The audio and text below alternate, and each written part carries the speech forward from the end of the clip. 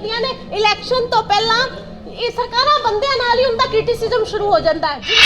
वो औरत दे मुद्दे ते सारी राजनीतिक पार्टियां नू मिल के ਇਹੋ ਜਿਹੇ ਮੁੱਦਿਆਂ ਤੇ ਇਹਦਾ ਹੱਲ ਲੱਭਣਾ ਚਾਹੀਦਾ। ਕੋਰਟ ਚ ਆਉਣ ਵਾਲੇ ਨੂੰ ਕਦੇ ਨਹੀਂ ਪੁੱਛਿਆ ਤੇਰਾ ਧਰਮ ਕੀ ਹੈ, ਤੇਰੀ ਪਾਰਟੀ ਕੀ ਹੈ, ਪਰ ਐਟਲੀਸਟ ਕੰਮ ਹੋਣਾ ਚਾਹੀਦਾ ਹੈ। ਨਹੀਂ ਉਤਰਦੀਆਂ ਕਿਉਂਕਿ ਉਹ ਸੱਤਾਹੀਨ ਸਰਕਾਰ ਦੇ ਉੱਤੇ ਐਲੀਗੇਸ਼ਨ ਸ਼ੁਰੂ ਹੋ ਜਾਂਦੇ ਨੇ। जय हिंद जय भारत। दोस्तों आप देख रहे हैं लाइव भारत में, हूं आपका दोस्त सफर शुक्ला। आज हम पहुंचे हैं पुलिस लाइन में। अब पुलिस लाइन में ये जो लाइनें लगी हैं, जो लोग बैठे हैं, ये सब इंसाफ के लिए आए हैं और कहीं ना कहीं इलाके की जो पुलिस है उन्होंने वहाँ से इंसाफ नहीं मिला और ये आज यहाँ पे आए हैं ऑल इंडिया वुमेन जो यहाँ पे चेयरपर्सन है मनीषा गुलाटी के दरबार में। तो क्या नाम है आपका और क्या है आपके हाथों में जो ये इतनी कागज़ पकड़े हैं, क्या है ये? सर मेरे कोर्ट के कागज़ ने ਤੇ ਮੇਰੇ ਕੋਰਟ ਕੇਸ ਤੋਂ ਇਹਨਾਂ ਵਾਪਸ ਇਹਨਾਂ ਲੈ ਲਿਆ ਗਿਆ ਸੀ, ਰਾਜੀਨਾਮਾ ਹੋ ਗਿਆ ਸੀ। ਇਹ ਘਰ ਮੈਨੂੰ ਲੈ ਗਏ ਮੇਰੇ ਸਹੁਰਾ ਪਰਿਵਾਰ ਸਹਿਮਤੀ ਦੇ ਨਾਲ, ਸਭ ਕੁਝ ਆ ਲਿਖਿਆ ਹੋਇਆ ਹੈ। ਤੇ ਇਹਨਾਂ ਨੇ ਹੁਣ ਮੈਨੂੰ ਧੱਕੇ ਦੇ ਕੇ ਘਰੋਂ ਕੱਢ ਦਿੱਤਾ, ਕੱਪੜੇ ਫਾੜ ਤੇ ਮੇਰਾ ਜਿਹੜਾ ਘਰ ਵਾਲਾ ਉਹ ਦੂਸਰੀ ਜਨਾਨੀ ਦੇ ਨਾਲ ਰਹਿ ਰਿਹਾ। ये बड़े पति पत्नी का इनका केस है। सबसे बड़ी बात ये बताइए, कोर्ट में आपने केस वापस ले लिया अपने ससुराल वालों के कहने पे, वापस राजीनामा कर लिया, जो भी है वापस ले लिया। आप फिर अपने ससुराल जाती हैं और वहाँ से फिर आपको धक्के मार के आपको निकाल दिया जाता है, ये शिकायत है। तो ये शिकायत जब आप थाने में गई होंगी तो उन्होंने कहा होगा पति पत्नी का झगड़ा, यही बोला? नहीं, सस सहुरे के नाल बोला ना, सस सहुरा देवर एक विक्रमजीत सिंह विक्की। पुलिस के पास गई, पुलिस ने क्या बोला? सर पुलिस जिस टाइम ਤੇ ਮੈਂ ਸ਼ਿਕਾਇਤ ਕਰਨੇ ਗਈ ਨਾ, ਪੁਲਿਸ ਇੱਥੇ ਨਹੀਂ ਸੀ। ਲਾਗੇ ਨਜ਼ਦੀਕ ਫਾਟਕ ਸੀ, ਉੱਥੇ ਡਿਊਟੀ ਲੱਗੀ ਸੀ ਸਾਰੇ ਸਟਾਫ ਦੀ। ਉਹਨਾਂ ਨੇ ਕਿਹਾ ਕਿ 11 ਵਜੇ ਆਇਓ। 11 ਵਜੇ ਤੋਂ ਬਾਅਦ ਚ ਮੇਰੀ ਮੈਂ ਨਹੀਂ ਸੁਣਾਈ ਹੋਈ। ਫਿਰ ਮੈਂ 181 ਤੇ ਵੀ ਫੋਨ ਲਗਾਇਆ, 100 ਨੰਬਰ ਤੇ ਵੀ ਲਗਾਇਆ, ਮੇਰੇ ਨਹੀਂ ਫੋਨ ਅਟੈਂਡ ਨਹੀਂ ਹੋ ਰਿਹਾ ਸੀ। ਉਹਨਾਂ ਨਾਲ ਮੇਰੀ ਗੱਲ ਕੋਈ ਨਹੀਂ ਹੋਈ। ਫਿਰ ਮੈਂ ਚੌਂਕੀ ਗਈ ਹਾਂ ਬਾਅਦ ਚ शाम को 4 बजे। कौन सी चौकी है? गुरु की बडाली। गुरु की बडाली। तो फिर क्या हुआ सर? फिर उन्होंने बुलाया, वो नहीं, 2 बारी मैं गई नहीं आए हो। फिर तीसरी बारी आया, फिर कल फिर सर बुलाया सी उन्होंने। पुलिस के काम से संतुष्ट हैं आप? पुलिस ने आपकी मदद नहीं की? पुलिस ने मदद नहीं की। तो बड़ा खुलासा हम आपको बता दें, यहाँ पे पति पत्नी के झगड़ों के बीच ही जो आपस में जो विवाद है उसके चलते यहाँ पे पूरा दरबार सजा है। हर कोई अपनों के साथ आया है और अपने अपने झगड़े हैं। तो आप देख सकते हैं लाइव तस्वीरें लाइव भारत पर।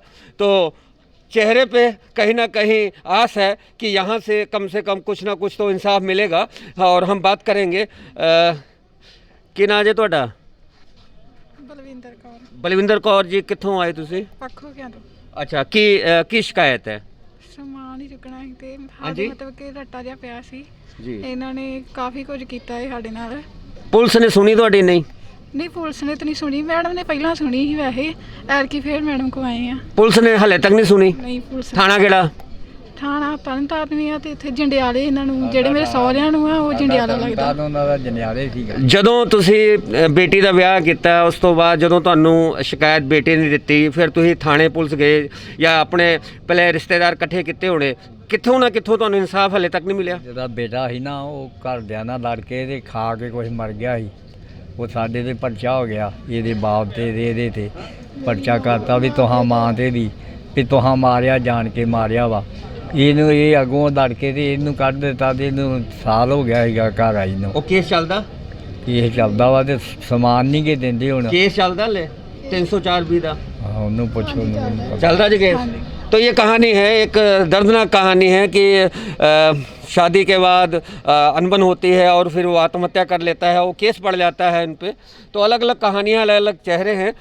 बच्चे भी यहाँ पे आए हैं। हाँ जी, की नाम ਤੁਹਾਡਾ जी? मेरा चरणजीत सिंह। ਕਾਹਦੇ ਵਾਸਤੇ ਆਏ ਹੋ? ਕਿਹਦੀ ਸ਼ਿਕਾਇਤ ਹੈ? बेटी दा ही है। अच्छा, क्या मामला है जी?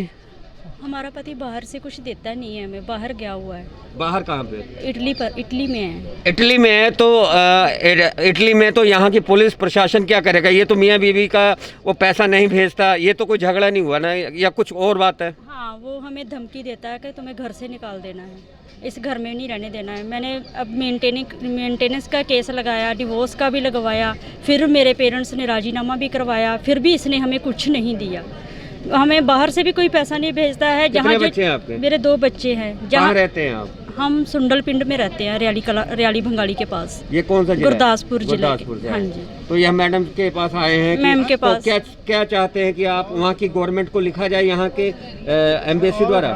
हाँ जी। हम कौन से कंट्री में है वो इटली में है। इटली में हाँ है। जी। तो इटली में है, तो यह इटली का मामला है। तो हम आपको दिखा सकते हैं, ये लाइव तस्वीरें लाइव भारत पर। हर किसी की अपनी अपनी शिकायतें हैं। हर किसी का यहाँ पे कुछ ना कुछ, जैसा कि आप देख सकते हैं, पत्रकारों का भी हजूम है। हम यहाँ बात करेंगे। और हाथों में ये जोड़क, शिकायत किसकी? कोई आपकी शिकायत है यहाँ पे क्या? हस्बैंड के खिलाफ शिकायत। शादी कब हुई? अप्रैल अप्रैल में शादी, और अभी अक्टूबर है, और अभी तो अभी आपके मेहंदी के रंग भी नहीं उतरे हैं। शिकायत क्या है? क्या शिकायत करने आई हैं? मैं शिकायत क्या क्या क्या शिकायत करनी है पति के खिलाफ? कि उन्होंने मेरे बच्चे ਦੇ ਕਾਤਿਲ ਹੈ ਤੇ ਉਹਨਾਂ ਦੇ ਉੱਤੇ ਕੋਈ ਕਾਰਵਾਈ ਕੀਤੀ ਜਾਵੇ। बच्चे के कातिल? हाँ जी। कैसे? मेरे बच्चे की डेथ हो चुकी है मेरे पेट 'ਚ ही। अच्छा, उन्होंने मारपीट की थी? हाँ जी, मारपीट की थी। थाना कौन सा है? इलाज नहीं कराया। थाना कौन सा है? थाना करिंडा। आपने FIR कराई वहाँ पे पुलिस में? हाँ जी करवाई। FIR हुई? हाँ जी। कार्रवाई हुई? नहीं कार्रवाई नहीं। कब की बात है? 2-2.5 महीने हो गए। 2-2.5 महीने की बात है। सबसे बड़ी बात है कि अभी सुहाग के लाल जुड़ा हाथ उनके हाथ में है, और लेकिन शिकायत भी है, और घरिंडा थाने की ये बात है। छोटे छोटे बच्चे आए हैं। क्या शिकायत बेटा आपकी? की शिकायत की है? ਸਾਰੇ ਬਾਰੇ ਸਾਰਾ ਬਹੁਤ ਤੰਗ ਕਰਦਾ। कौन तंग करता है? ਸਾਰਾ ਮੇਰਾ सोहरा सस सहुरा ਤੁਹਾਡਾ ਘਰ ਵਾਲਾ ਤੁਹਾਡੇ ਨਾਲ ਹੈ? ਨਹੀਂ ਸਰ, ਉਹ ਵੀ ਨਾਲ? ਉਹ ਤੰਗ ਨਹੀਂ ਕਰਦਾ, ਸਹੁਰਾ ਤੰਗ ਕਰਦਾ ਹੈ? ਸਾਰੇ ਕਰਦੇ। ਸਾਰੇ ਤੰਗ ਕਰਦੇ ਹੈ। ਕਿੱਥੇ ਸਹੁਰੇ ਤੁਹਾਡੇ? ਤਨੋਏ ਖੁਰਦ ਤੇ ਥਾਣਾ ਕਿਹੜਾ ਪੈਂਦਾ ਤੁਹਾਨੂੰ? ਕਰੰਡਾ। ਕਰਿੰਡਾ। ਤੇ ਉੱਥੇ ਤੁਸੀਂ ਗਏ ਸੀ ਲਿਖਾਣ? ਹਾਂਜੀ ਲਿਖ ਗਏ। ਲਿਆ ਸੀ ਉਹਨਾਂ ਨੇ? ਹਾਂਜੀ। ਅੱਛਾ, ਕੀ ਕਾਰਵਾਈ ਹੋਈ? ਕਾਰਵਾਈ ਦੀ ਕੁਛ ਨਹੀਂ ਹੋਈ, ਕੋਈ ਆਉਂਦੇ ਨਹੀਂ, ਉਧਰੋਂ ਨਹੀਂ ਆਉਂਦੇ। ਕਦੋਂ ਦੀ ਗੱਲ ਹੈ? ਮਹੀਨਾ ਹੋ ਗਿਆ ਪੇਕੇ ਫਿਰ ਆਏ ਤੁਸੀਂ ਨੂੰ। ਮੈਡਮ ਨੂੰ ਗੱਲ ਕੀਤੀ? ਹਾਂਜੀ ਕੀਤੀ। ਕਿੰਨੇ ਬੱਚੇ ਤੁਹਾਡੇ? 2 ਬੱਚੇ। ਕੀ ਨਾਮ ਬੱਚੇ ਦਾ ਨਾਂ ਕੀ? ਫਤਿਹਪਾਲ ਸਿੰਘ, ਤੇਜਵੀਰ ਸਿੰਘ। ਅੱਛਾ, ਤੇ ਇੰਨੇ ਚੰਗੇ ਬੱਚੇ ਆ, ਤੇ ਹਰ ਪਰਿਵਾਰ ਚਾਹੁੰਦਾ ਕਿ ਬੱਚਿਆਂ ਦੇ ਨਾਲ ਉਹਨਾਂ ਦਾ ਜਿਹੜਾ ਕਿਲਕਾਰੀਆਂ ਘਰ 'ਚ ਰਹਿਣ, ਤੇ ਤੁਹਾਡੇ ਸੱਸ ਇੰਨੀ ਨਿਰਦਈ ਆ, ਜਾਂ ਤੁਹਾਡੇ ਉੱਥੋਂ ਸਹੁਰੇ ਦੇ ਜਿੰਨੇ ਵੀ ਆ, ਛੋਟੇ ਛੋਟੇ ਬੱਚਿਆਂ 'ਚ ਵੀ ਤਰਸ ਨਹੀਂ ਆਉਂਦਾ? ਨਹੀਂ ਸਰ, ਹਾਂਜੀ। ਨਹੀਂ ਸਰ। ਤੇ ਬੱਚਿਆਂ ਦਾ ਫਿਰ ਰੋਟੀ ਪਾਣੀ ਖਾਣਾ ਸਾਰਾ ਸਰ ਪੇਕੇ? ਮੈਨੂੰ ਵੀ ਨਹੀਂ ਕੁਛ ਦਿੰਦੇ, ਨਾ ਬੱਚਿਆਂ ਨੂੰ ਨਹੀਂ ਦਿੰਦੇ। ਪੇਕੇ ਛੱਡ ਜਾਂਦਾ ਘੜੀ ਕੇ ਪਿੱਛੋਂ ਮਾਰ ਕੁੱਟ ਕੇ। ਤੇ ਹੁਣ ਤੁਸੀਂ ਕਿਹੜੀ ਮੰਗ ਕੀਤੀ ਹੈ ਇੱਥੇ ਮੈਡਮ जी को? मैं बस कि सब दबाओ। तो इतने भी निर्दयी हैं, कुछ भी हो तो ऐसे ताली एक हाथ से नहीं बचती। हो सकता है गलती कुछ ना कुछ इस बच्ची की भी हो, लेकिन फूल जैसे बच्चों को चेहरा देखकर भी ऐसे निर्दयी दादा दादी अगर उनसे अलग रहें तो मैं समझता हूँ कि कलयुग तो है ही। तो रही बात, हम आपको दिखाते हैं लाइव तस्वीरें लाइव भारत पर, और देख सकते हैं आप।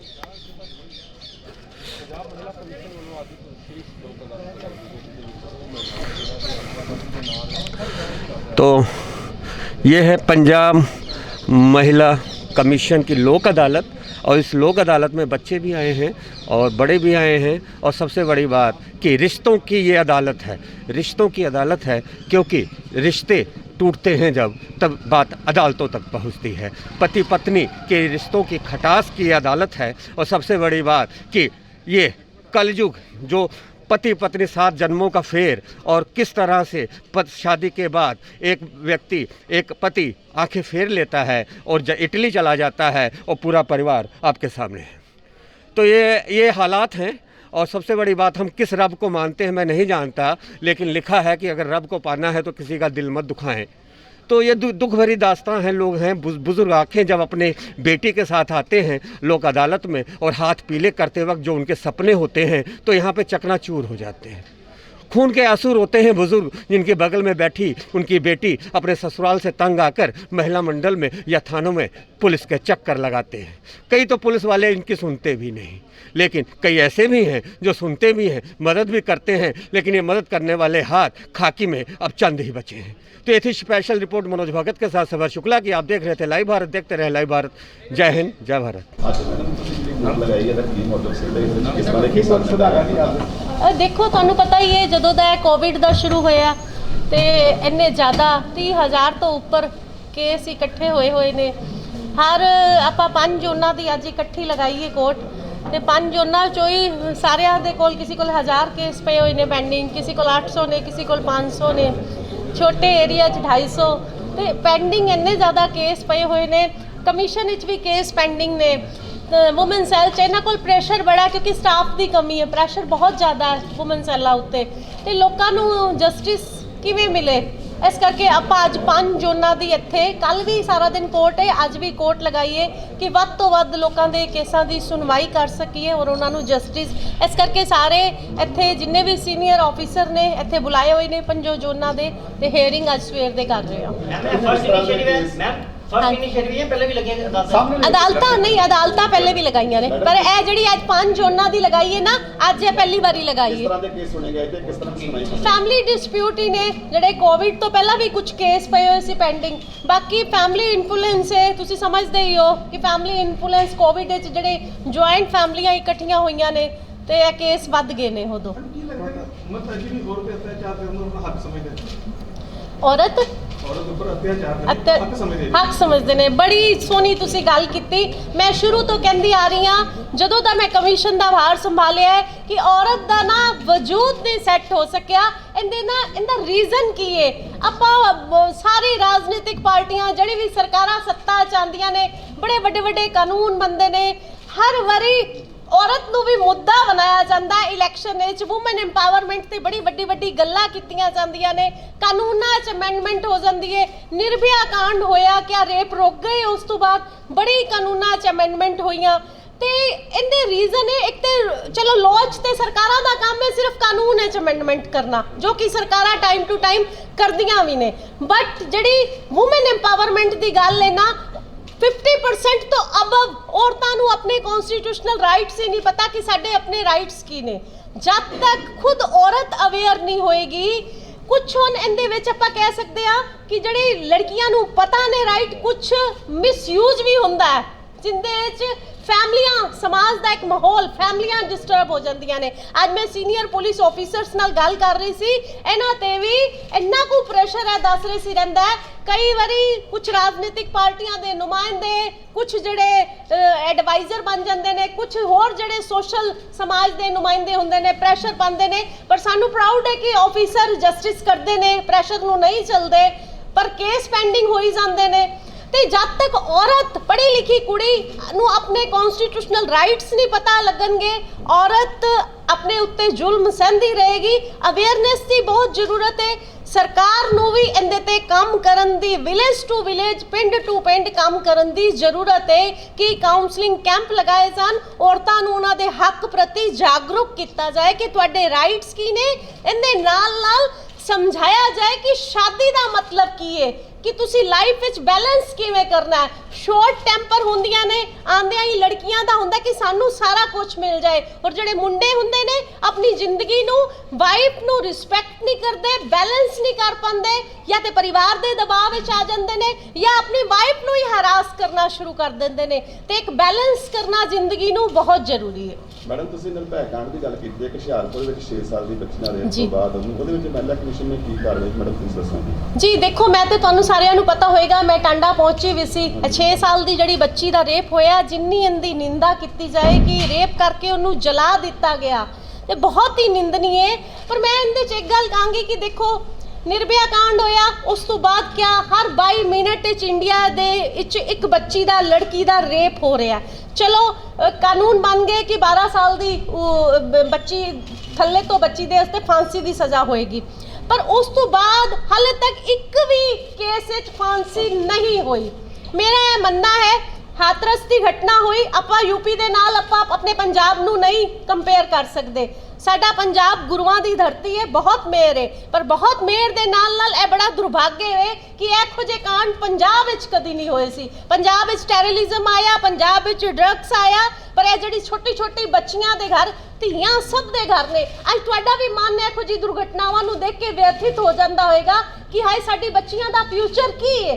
ਹਰ ਪੇਰੈਂਟਸ ਅੱਜ ਸੋਚਦਾ ਹੈ ਕਿ ਛੋਟੀ ਛੋਟੀ ਬੱਚੀਆਂ ਦੇ ਰੇਪ ਹੋ ਰਹੇ ਨੇ, ਤੇ ਇਹਦੀ ਵੀ ਰੂਟ ਕੋਜ਼ ਤੱਕ ਇੱਕ ਤੇ ਮੇਰਾ ਇਹ ਮੰਨਣਾ ਹੈ, ਆਪਣਾ ਇਹ ਮੇਰਾ ਪਰਸਨਲ ਵਿਊ ਹੈ ਕਿ ਸਾਡੀ ਜਿਹੜੀ ਪੋਪੂਲੇਸ਼ਨ ਹੈ, ਇਹਦੇ ਤੇ ਜ਼ਰੂਰ ਕੰਮ ਸਰਕਾਰਾਂ ਨੂੰ ਨੈਸ਼ਨਲ ਵੱਲੋਂ ਕੋਈ ਸਟਰੋਂਗ ਕਾਨੂੰਨ ਪਾਸ ਹੋ ਜਾਣਾ ਚਾਹੀਦਾ ਹੈ ਕਿ ਇੱਕ ਜਿਸ ਤਰ੍ਹਾਂ ਚਾਈਨਾ 'ਚ 1 ਚਾਈਲਡ ਹੈ, ਸਾਡੇ ਇੰਡੀਆ 'ਚ 2 ਚਾਈਲਡ ਰੂਲ ਆ ਜਾਣਾ ਚਾਹੀਦਾ ਹੈ। ਦੂਸਰਾ ਇਹਦੇ ਨਾਲ ਨਾਲ ਐਜੂਕੇਸ਼ਨ ਪਾਲਿਸੀ 'ਚ ਚੇਂਜ ਆ ਜਾਣਾ ਚਾਹੀਦਾ ਹੈ। ਪਬਲਿਕ ਸਕੂਲਾਂ 'ਚ ਆਪਾਂ ਬੱਚਿਆਂ ਨੂੰ ਸਿਖਾ ਦਿੰਦੇ ਆ ਗੁੱਡ ਟੱਚ ਤੇ ਬੈਡ ਟੱਚ ਕੀ ਹੈ। ਜਦੋਂ ਸਿਖਾਉਂਦੇ ਆ, ਮੈਂ ਸਿਸਟਮ ਦੇਖਿਆ, ਕੁੜੀਆਂ ਔਰ ਮੁੰਡਿਆਂ ਨੂੰ ਵੱਖਰਾ ਵੱਖਰਾ ਕਰ ਦਿੱਤਾ ਜਾਂਦਾ ਹੈ। ਕੁੜੀਆਂ ਨੂੰ ਤਾਂ ਤੁਸੀਂ ਸਿਖਾਤਾ ਬੈਡ ਟੱਚ ਤੇ ਗੁੱਡ ਟੱਚ ਕੀ ਹੈ, ਮੁੰਡਿਆਂ ਨੂੰ ਕੀ ਸਿਖਾ ਰਹੇ ਹੋ? ਮੁੰਡਿਆਂ ਨੂੰ ਸਿਰਫ ਕਿਉਰਿਓਸਿਟੀ ਦੇ ਰਹੇ ਹੋ ਕਿ ਕੁੜੀਆਂ ਨੂੰ ਕੀ ਸਿਖਾਇਆ ਜਾ ਰਿਹਾ ਹੈ। ਬੱਚੇ ਬॉयਜ਼ ਨੂੰ ਕੋਈ, ਔਰ ਸਰਕਾਰੀ ਸਕੂਲਾਂ 'ਚ ਤੇ ਇਹ ਵੀ ਨਹੀਂ ਸਿਖਾਇਆ ਜਾ ਰਿਹਾ ਕਿ ਬੈਡ ਟੱਚ ਤੇ ਗੁੱਡ ਟੱਚ ਕੀ ਹੈ। ਕਾਉਂਸਲਿੰਗ ਦੀ ਬਹੁਤ ਜ਼ਰੂਰਤ ਹੈ। ਔਰ ਐਜੂਕੇਸ਼ਨ ਪਾਲਿਸੀ ਦੇਖੋ, ਸਾਡੀ ਜਿਹੜੀ ਦੇਸ਼ ਦੀ ਐਜੂਕੇਸ਼ਨ ਪਾਲਿਸੀ ਹੈ, 12ਵੀਂ ਤੋਂ ਬਾਅਦ ਬੱਚੇ ਕੈਰੀਅਰ ਚੁਣਦੇ ਨੇ ਲਾਅ ਦਾ। ਜਿਹੜੇ ਬੱਚੇ ਕਿੰਨੇ % ਬੱਚੇ ਚੁਣਦੇ ਨੇ, ਉਹਨਾਂ ਨੂੰ ਪਤਾ ਚੱਲਦਾ ਦੇਸ਼ ਵਿੱਚ ਕਾਨੂੰਨ ਕੀ ਹੈ।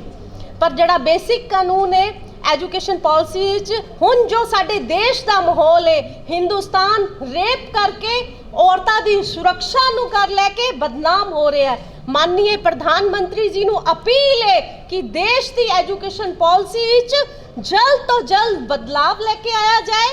बदलाव इस करके लेके आया जाए कि जदों एजुकेशन पॉलिसी बनती है, सरकारी स्कूलों कंपलसरी कर दिता जाए कि 5th क्लास तो बेसिक लॉ दी एजुकेशन एक लड़की नू पता होना चाहिए कि तैनू किसी ने राह चलदे टच करता, अख मारती, अश्लील कमेंट करता ते इनदी सज़ा की वे, ए तू कित्थे शिकायत कर सकदियां। जे ए सरकारी स्कूलों तो जिन्हां परिवारां दे बच्चे सरकारी स्कूलों च पढ़दे ने, उन्हां नू पता लग जाए कि इट्स ए क्राइम, ए एक जुर्म है, ते मैनू लगता है कि बहुत हद तक इन्हां समस्यावां ते पकड़ पाई जा सकती है, जो कि अनमूलन नहीं होंदा। 50% वोट औरत दा, हर घर च औरत है, माँ है, बहन है, बीवी है। राजनीतिक पार्टियां नू वोट ते चाहिए, पर उनकी सुरक्षा के नाम पे तुसी लास्ट दे 6 महीने और साल मुद्दा बना लेंदे हो औरत नू। क्या औरत मुद्दा बनने वास्ते वे या तुहाडे बिस्तर ते जान वास्ते वे? औरत ऐसे करके ही रह गई है। पर हुण यूथ ऐतकी पंजाब स्टेट विमेन कमीशन, चाहे मैनू इलैक्शन दे टाइम ते अपनी कुर्सी तो रिजाइन करना पे क्योंकि कमीशन कंपेन नहीं कर सकता, पर मैं ऐतकी अपनी पंजाब दी बेटियां दी सुरक्षा लई जिहड़ी राजनीतिक पार्टी औरतां दी सुरक्षा दी गल करेगी और पर्सनैलिटी वोट ऐतकी कम करेगा ते मैं उनदे लई कंपेन करांगी। ਮੈਡਮ ਤੁਹਾਨੂੰ ਨਹੀਂ ਲੱਗਦਾ ਕਈ ਵਾਰੀ ਇਸ ਜਿਹੜੇ ਐਕਟ ਬਣਾਏ ਗਏ ਉਹਦੇ ਵਾਸਤੇ ਮਿਸਯੂਜ਼ ਹੁੰਦਾ ਨਾ? बिल्कुल होंदा है जी, मैं तो शुरू तो कहनी हाँ कि मिसयूज होंदा है। मैं हर बारी क्या, पर मैं अपनी कमीशन ए पंजाब स्टेट वुमेन कमीशन है औरतों के राइट की गल करता है, पर मैं इन्वेस्टिगेशन करानी हाँ। मैं अज अपने ऑफिसर्स नाल भी इहो गल कर रही सा कि मैं कदी भी लड़की दी कंप्लेंट ते विदाउट इन्वेस्टिगेशन, क्योंकि देखो जिहड़ा आदमी है उनके पीछे भी तो एक माँ और बहन है, परिवार है। जरूरी थोड़ा हर मामले च लड़की ठीक ही है। 182 के तहत इंक्वायरी करा के सीनियर पुलिस ऑफिसर बैठे ने, इन्हां नूं भेजी दा कि इंक्वायरी करके सानू भेजो। जदों कोई लड़की गलत, बड़ी कुड़ियां फसदियां भी ने मेरे क्वेश्चंस के जवाब देंदे होए, क्योंकि सानू सबूत चाहिए। वर्बली एलिगेशन ते मैं अज तक भी कार्रवाई नहीं की, मैनू सबूत दिओ तुसी। अरे मैम एक बात बताइए, जैसा कि आप शिकायत बड़े अफसरों को भेज देते हैं, वहाँ से हर जिले में महिला थाना है, तो महिला थाना में तो सबसे पहले बात है कि 80% स्टाफ पुरुषों का है। पानी नहीं बेटा। 80% स्टाफ पुरुषों का है। और दूसरी बात, वहाँ के जो सलाहकार हैं, कुछ को छोड़ के, चंद को छोड़ के, वहाँ पे सब दलाल वाले किस्म के लोग हैं दोनों पक्षों से। तो सबसे ज़्यादा आजकल जो प्रॉब्लम आ रही है महिला थानों से आ रही है। महिला थानों की जो दशा है और दुर्दशा है वो सुधरने का नाम नहीं ले रही। पूरे पंजाब की बात है। सफर जी, मैं तुहाडी इस गल नूं एप्रीशिएट करनी आ और मैं एक क्लैपिंग करनी आ कि तुसी एक बड़ा जेन्युइन मुद्दा चुक्या है, क्योंकि मैं आंदे ही मेरा पुलिस ऑफिसर्स नाल सवाल सी कि तुसी जेडे सलाहकार अंदर बिठांदे हो क्या वो इन्फ्लुएंस नहीं होंदे। इहदे चों मैं नाम नहीं लांगी। एक ऑफिसर ने कहा कई बारी पार्टी नूं सीधा डायरैक्ट घर भी बुला लैंदे ने, ते तुहाडी गल च दम है। उनकी एक इशू है कि ये ਜਿਹੜੇ वुमेन सैल बने हुए ने, ਇੱਥੇ एक तो स्टाफ की भी कमी है, दूसरा इन्हों ने 6-6 महीने कि 1 साल वास्ते मैंबर अपॉइंट हो जाते हैं। ਆਪਾਂ ਹੁਣ ਸਰਕਾਰ ਨੂੰ ਵੀ ਲਿਖਾਂਗੇ, ਡੀਜੀਪੀ ਨੂੰ ਵੀ ਲਿਖਾਂਗੇ ਕਿ 2 ਮਹੀਨੇ ਤੋਂ ਬਾਅਦ ਮੈਂਬਰ ਨਹੀਂ ਬਣਨਗੇ। ਹੋਰ ਜੇ ਸੀਨੀਅਰ ਪੁਲਿਸ ਆਫੀਸਰ ਨੂੰ ਕੁਝ ਲੱਗ ਰਿਹਾ, ਮਹਿਸੂਸ ਹੋ ਰਿਹਾ ਹੈ ਕਿ ਉਹ ਇਨਫਲੂਐਂਸ ਕਰ ਰਹੇ ਨੇ, सही जस्टिस नहीं दे पा रहे, क्या उन्होंने परसनैलिटी डिजर्व करती है कि सीनियर ऑफिसर्स के नाल बह के कंप्लेनेंट नूं जस्टिस देने तां ही हो सानू उनका डाटा भेजणगे। हुण आपां सारे जिन्ने भी पंजाब विच वुमेन सैल ने उन्हां दा डाटा मंगवा के जिन्ने भी पैनल बने हुए ने आपां उन्हां दी इंस्पैक्शन करांगे, उन्हां दे नाल कोशिश भी करांगे कि वर्बली आपां चैक करिए कि उन्हां दा एक स्टेटस की है, क्या वो डिजर्व करदे ने। ते थैंक यू सफर जी, ये बहुत अच्छा एक सवाल सी तुहाडा। तो लाइव भारत ने आपको दिखाया जिस तरह यहाँ पे दर्द उमड़ा है और अंदर मनीषा गुलाटी जो पंजाब वुमेन कमीशन की चेयरपर्सन, उन्होंने बातचीत तो हमसे की और हमने उनसे बातचीत का सबसे बड़ा सवाल यही था कि आखिर महिला थाने कब सुधरेंगे। महिला थानों में जहाँ स्टाफ की गिनती कम है, 80% स्टाफ पुरुषों का है, वहीं वहाँ पर जो सलाहकार हैं चंद को छोड़ के सब दलाल बन गए हैं। तो सबसे बड़ी बात है कि अगर महिला जाती है महिला थाने में तो वहाँ पर उनकी कुछ की सुनवाई होती है, कुछ की नहीं होती है। लेकिन सबसे बड़ी बात है कि आखिर इतनी भीड़ क्यों? अगर महिला थाने में इंसाफ मिल जाता तो ये भीड़ क्यों है? यह गवाह है कि महिला थानों में इंसाफ नहीं मिल रहा है और इंसाफ नहीं मिल रहा है तो यहाँ पे लोग आए हुए हैं। तो जिस तरह से पंजाब वुमेन कमीशन की जो चेयरपर्सन है मनीषा गुलाटी ने हमसे बातचीत करते लाइव भारत से कहा कि 2 महीने के अंदर अंदर जितने भी महिला थाने हैं वहाँ की दशा और दुर्दशा जो भी है वहाँ पर बदल दी जाएगी, तस्वीर बदल दी जाएगी और जो भी वहाँ पर अब सलाहकार नियुक्त होंगे वो केवल 2 महीने के लिए होंगे। 2 महीने बाद उनकी प्रोफाइल चेक होगी। ऐसा नहीं कि जो सलाहकार बने फिरते हैं वही दलाल बन जाएं। तो महिला थानों में सबसे ज़्यादा कमाई का साधन बन गया, क्योंकि 2 परिवारों के रिश्तों में सबसे बड़ी बात है कि हर परिवार चाहता कि उनकी बदनामी ना हो, काम हो जाए, लेकिन FIR दबी रहे। तो ऐसे तमाम मामले आते हैं, बड़े घरानों से मामले आते हैं, जिन्हें इंसाफ नहीं मिलता वो यहाँ आते हैं। तो ये थी आज स्पेशल अदालत मनीषा गुलाटी की, जो पंजाब वुमेन कमीशन की चेयरपर्सन है, और ये लोग जो हैं ये गवाह हैं कि कहीं ना कहीं इन्हें इंसाफ नहीं मिला। तो ये थी स्पेशल रिपोर्ट मनोज भगत के साथ सफर शुक्ला की। आप देख रहे थे लाइव भारत, देखते रहें लाइव भारत। जय हिंद, जय भारत।